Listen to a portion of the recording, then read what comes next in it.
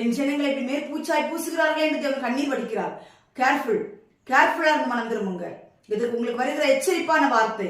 இதுதான் உங்களுக்குரிய வாக்குத்தத்தம், தீர்க்கதரிசிகளுக்குரிய வாக்குத்தத்தம். எடுத்துக்கொள்ளுங்கள். இந்த வருஷத்தில் எனக்கு கர்த்தர் கொடுத்த வாக்குத்தத்தம் எடுத்துக்கொள்ளுங்கள். மனம் திரும்புங்கள். எரேமியா 14ஆம் அதிகாரம் 17-18 வசனத்தில் சொல்லப்பட்டிருக்கு பாருங்களே. என் தேவன் சொல்லுகிறார், கள்ள தீர்க்கதரிசிகளை குறித்து என் தேவன் சொல்லுகிறார், என் தேவன் எவ்வளவு வைராக்கியம் பாராட்டுவார் அவ்வளவு வைராக்கியம் நான் பாராட்டுவேன் என்று நான் சொல்லுகிறேன். என் தேவன் கண்களிலிருந்து கண்ணீர் வடிகிறதை நான் சகிக்க முடியாது. கள்ள தீர்க்கதரிசிகளை எச்சரிக்கையாக மனம் திரும்புங்கள். 17-18 எரேமியா 14-17-18 என் தேவன் சொல்லுகிற வேதனை வியாகுலங்களை பாருங்கள். என் கண்களில் இருந்து இரவும் பகலும் ஓயாமல் கண்ணீர் ஓடிக்கொண்டிருக்கும். என் ஜனம் என்கிற குமாரத்தியாகிய கன்னிகை மகா வேதனை உள்ள அடியினாலும் கொடிய காயத்தினாலும் சேதப்பட்டிருக்கிறாள். நான் வெளியே போனால் இதோ பட்டயத்தால் கொல்லப்பட்டவர்கள், நகரத்தில் வந்தால் இதோ பஞ்சத்தால் வருந்துகிறவர்கள், தீர்க்கதரிசிகளும் ஆசாரியர்களும் ஒன்றும் அறியாமல் தேசத்தில் அலைகிறார்கள் என்னும் இந்த வார்த்தை அவர்களுக்கு சொல் என்றார். எப்படி கர்த்தர் கண்ணீர் வடிக்கிறாராம். இந்த நாட்கள்ல தீர்க்க தரிசனங்கள், இந்த புது வருடத்துல அநேக தீர்க்க தரிசனங்கள் சொல்லியிருப்பாங்க.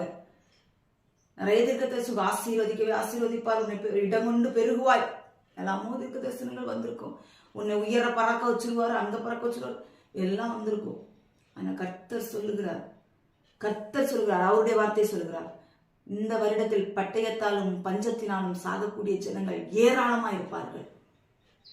இந்த வருடத்தில் கர்த்தர் எனக்கு ஒரு தரிசனத்தை காண்பித்தார். அதுல எப்படி என்றால் அநேக ஜனங்கள் வந்து மரிச்சுட்டே இருக்கிறாங்க. இந்த வருஷத்துல கர்த்தர் எனக்கு தொடக்கத்துல காண்பிச்ச தரிசனம். அநேக ஜனங்கள் மரித்து போய் கொண்டிருக்கிறார்கள். எதனால் மரிக்கிறார்கள் தேவனுடைய ஜனங்களே? நீங்கள் ஆசீர்வாதத்துக்கு பின்னாடி போகாதீங்க.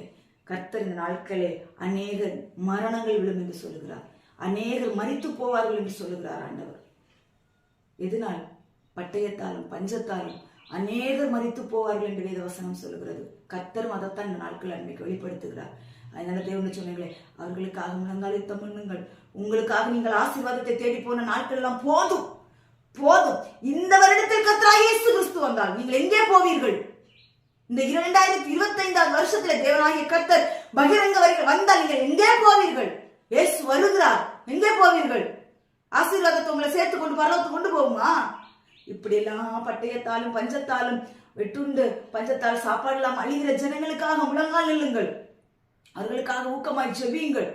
அது உங்களை பரலோகத்தில் கொண்டு சேர்க்கும். அல்லாத இப்படிப்பட்ட காரியங்களுக்கெல்லாம் நீங்க